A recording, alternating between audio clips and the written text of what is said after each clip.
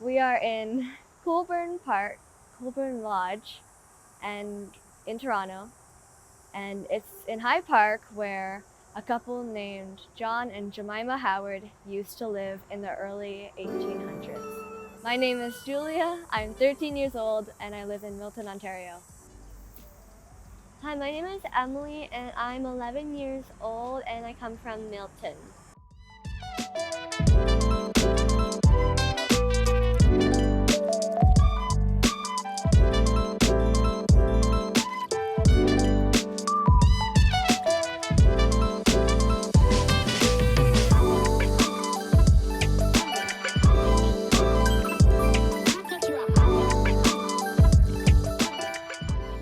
Indigenous peoples were here long before any settlers were on this land and before us enjoying this land today.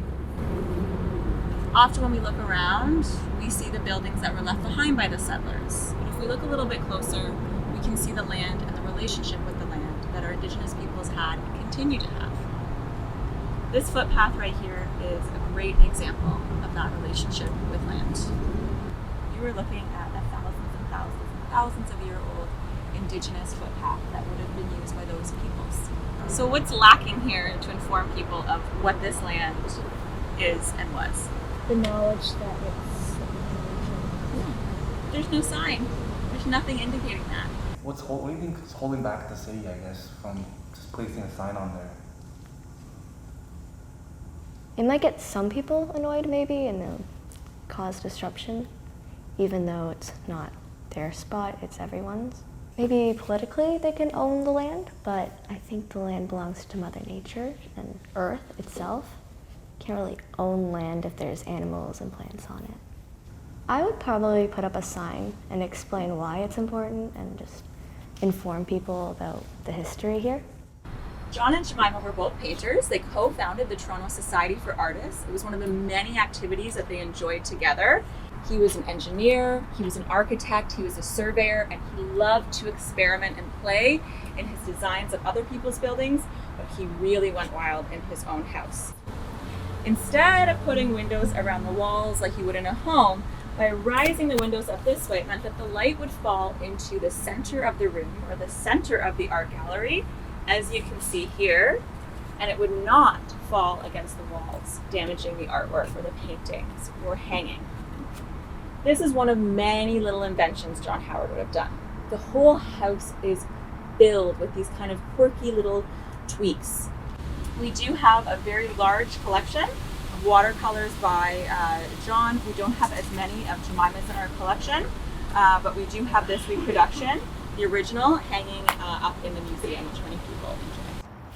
This gives you the whole idea about why did they choose this as their cottage, why were they attracted to this land, and it's all about the view. All those trellises, which are the poles you see going up, would have been completely covered. This whole thing, and you can see in one of those pictures I showed you earlier, would have been draped in plants. This was another one of the shared passions that John and Jemima both had, and that was gardening. They loved it, they gardened all the time. Oh, I think that it was really cool that she got to paint and she got to garden, and she had a really great relationship with her husband, and she got mostly equal rights except for the fact that she didn't get as much credit for all of John's inventions that she helped with.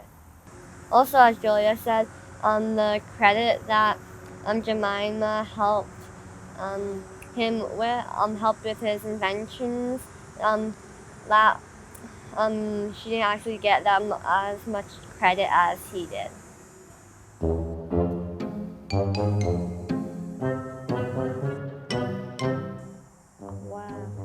I chose it because it looked like something used in cooking, and I love to cook with my mom. In here are spices. I'm not quite sure. I think one of them might be cinnamon sticks. And it looks very old. I think it's a stamp, and I chose it because it looked really interesting and has a nice design on it. I can't figure out what the flower is or the plant on it is. Bye.